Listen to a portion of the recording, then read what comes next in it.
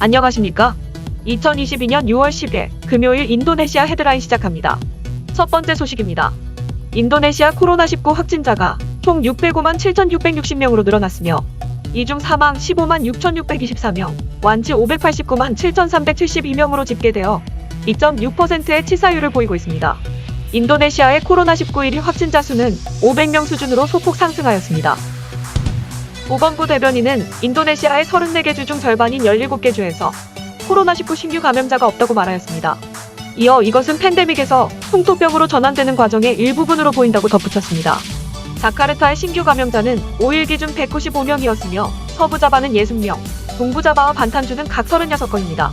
또한 중부자바 16건, 발리 15건, 족자카르타 6건이며 다른 지방은 평균 5건 미만입니다.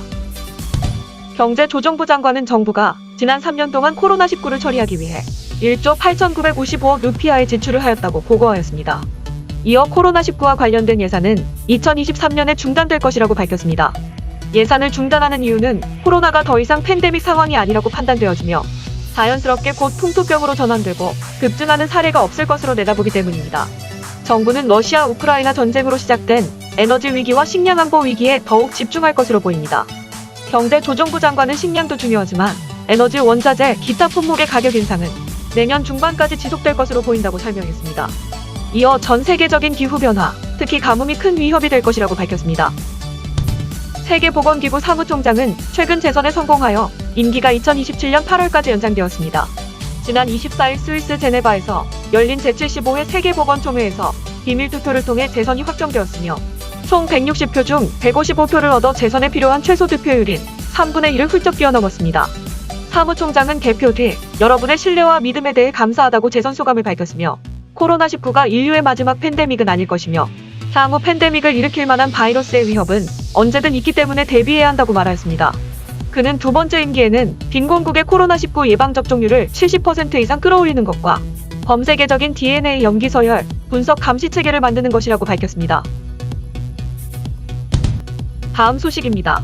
인도네시아가 파뮤 수출을 재개했음에도 불구하고 국제 파뮤 가격은 지난주 1.57% 상승하였습니다. 국제 파뮤 가격은 3월 달에 톤당 2,122만 루피아에 거래되었으며 4월 달에도 톤당 2,100만 루피아대를 유지하였고 5월 달에는 톤당 2,300만 루피아를 넘어섰습니다. 파뮤 가격 상승은 최대 생산국인 인도네시아가 파뮤 수출을 금지하면서 시작되었습니다. 그러나 5월 마지막 주부터 파뮤 공급을 다시 재개했음에도 불구하고 국제 가격이 상승하고 있습니다. 이는 인도네시아가 파뮤 수출을 재개하였지만 충분한 양을 공급하지 못하고 있기 때문에 가격 상승을 일으킨 것이라고 분석가들은 보고 있습니다. 인도네시아는 내수 식용유 안정화를 목표로 내수 식용유 의무 공급제를 채택하여 시행하고 있습니다. 수출을 재개한 회사들 중 수출 허가를 받은 업체는 21개 업체이며 약 27만 5천 톤의 식용유가 수출이 가능했으나 실제로 수출된 양은 약 18만 톤에 그쳤습니다. 인도네시아 파뮤협회 사무총장은 수출 금지가 되기 전에 인도네시아 파뮤 수출량은 월 평균 250만 톤으로 아직 수출 금지 전의 물량까지 도달하지 못했다고 밝혔습니다. 인도네시아의 파뮤가 충분히 공급되어지기 전까지는 국제 식물성 기름의 가격은 지속적으로 상승할 것으로 보여집니다.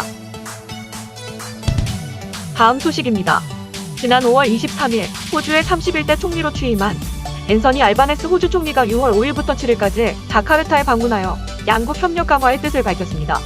총리는 외무장관을 비롯한 여러 내각 장관과 함께 해외 순방석 국가로 인도네시아에 방문하였으며 6일 조코이 대통령을 만났습니다.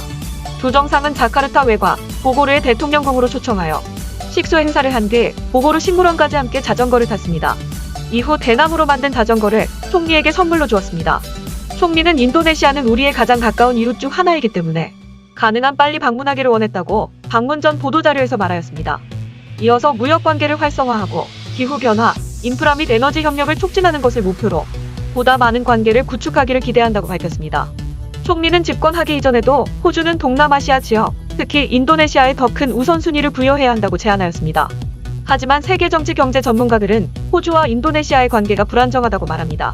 파자자란 대학교의 국제관계 전문가 페쿠 레자샤 교수는 호주와 인도네시아의 관계는 롤러코스터처럼 불안정하다고 AFP 통신에 밝힌 바 있습니다. 특히 호주는 영국, 미국 간의 오커스 군사동맹에 가입하여 핵잠수함을 미국으로부터 빌려오는 형태의 핵무장을 강행하고 있으며 이러한 군사협정에 대해서 인도네시아는 이 지역의 핵무기 경쟁을 촉발할 수 있다고 경고하였습니다. 또한 호주는 중국에 대항하기 위해 조직된 아시아 태평양 지역 쿼드 군사동맹의 가입국이지만 인도네시아는 초강대국과의 경쟁에서 비동맹 입장을 선택하고 있습니다. 다음 소식입니다. 인도네시아에 파견된 H사 책임 매니저가 아파트에서 떨어져 숨진 채 발견돼 현지 경찰이 조사에 나섰습니다. 인도네시아에 파견된 H사 책임 매니저 A씨가 2일 오전 4시 30분경 자택인 깔리만탄 동부 발리파판 소재 한 아파트 23층 약 60m 높이에서 떨어져 숨진 채 발견되었습니다. 해당 지역 경찰은 A씨가 극단적 선택을 한 것으로 추정하고 그 이유를 조사 중에 있습니다. 현지에서 혼자 거주하고 있던 A씨는 발견 당시 검은 상 하의를 착용한 상태였으며 자택에는 유서가 놓여있던 것으로 알려졌습니다. A씨는 이날 오전 9시 30분경 인근 병원 영안실로 후송됐습니다. 고인의 여동생은 유가족 대표로 한국대사관 직원과 함께 방문하였으며 부검 절차 없이 화장장으로 마무리의 뜻을 밝혔습니다. 유가족의 뜻에 따라 고인은 화장되었으며 유골은 가족 품으로 돌아갔습니다. H사 책임 매니저 A씨는 지난 3월 인도네시아 여직원 폭행 사건에 연루되었습니다. 사건은 18일 만에 원만히 합의된 것으로 확인되었지만 H사는 사내 폭력은 용납될 수 없다며 회사 규정에 따라 A씨를 해고 조치하였습니다. 이후 폭행을 당했던 여직원은 각종 SNS와 언론사 등에 해당 사건을 퍼뜨리며 분란을 다시 한번 쟁점화하려고 하던 과정이었습니다. H사 관계자는 비보에 대해 인지하고 있다며 정확한 상황은 현지 경찰에서 조사 결과가 나와야 알 수 있을 것이라는 입장을 밝힌 상태입니다. 낯선 땅에서 운명을 달리한 고인의 명복을 빕니다. 다음 소식입니다. 자카르타 지방정부는 MRT 후속 노선들을 개발하기 위해 프랑스 철도 회사와 MOU를 체결하였습니다. 자카르타 지방정부는 2030년까지 온실가스 배출량을 30% 줄이는 목표와 시민들의 미래 이동수단을 위해 MRT 개발에 열을 올리고 있습니다. 아니스 주지사는 이번 협업도 지속가능한 교통 미래를 달성하기 위함이라고 설명하였으며 온 인류는 동일한 기후 위기에 직면해 있으며 이에 대응하기 위해 자카르타의 이동수단 변화를 가져와야 한다고 밝혔습니다. 자카르타 MRT는 프랑스의 운송기기 업체 알스톰과 전기기기 탈레스와의 협력을 약속하였습니다. 알스톰은 차량 조달 신호 시스템, 인프라 서비스 등 MRT의 철도 시스템 구축에 필요한 기술을, 탈레스는 MRT의 발권, 결제 시스템에 관한 기술을 제공하기로 하였습니다. 알스톰은 프랑스 고속열차 TGV를 개발했으며 탈레스는 런던 지하철, 터키의 고속철도 신호 시스템에 현대화 작업에 각각 참여했습니다.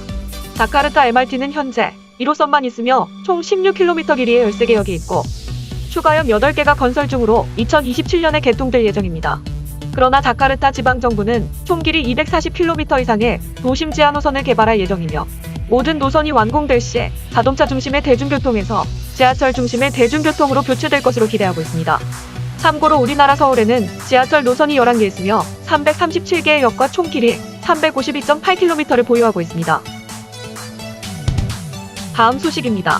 우리나라 대표적인 패션 기업 신원은 꾸닝한 지역의 대규모 스마트 공장을 착공하고 글로벌 공급망 강화를 통한 수출 부문 매출 증대에 나섰습니다. 이날 착공식에는 꾸닝한 군수를 비롯하여 지역 주요 인사와 주민들이 참석해 지역 산업 발전에 관한 청사진을 공유했습니다.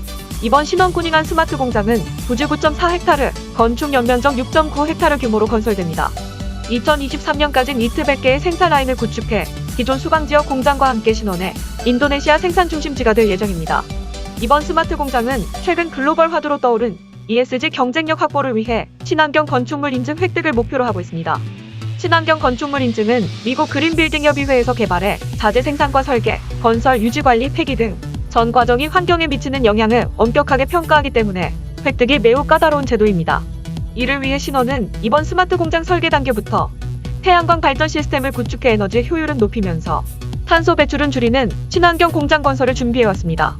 또한 한 단계 높은 공정별 ICT 기술을 적용한 스마트 팩토리 시스템을 구축해 전 공정을 투명하고 효율적으로 관리할 예정입니다. 신원 인도네시아 법인장은 이번 신공장은 스마트 팩토리 구축의 핵심 요소인 생산성 최적화, 연구 통합 관리, 자원 효율화 및 생산성 제고, 품질 관리 시스템 등을 모두 적용해 전사적인 역량을 극대화한 것이 특징이라며 친환경 공장 구축으로 섬유 산업의 지속 가능성에 대한 비전을 제시하는 것뿐만 아니라 다양한 프로그램 지원을 통해 지역 일자리 창출과 노사 상생, 지역 사회 발전에 힘쓸 것이라고 말했습니다.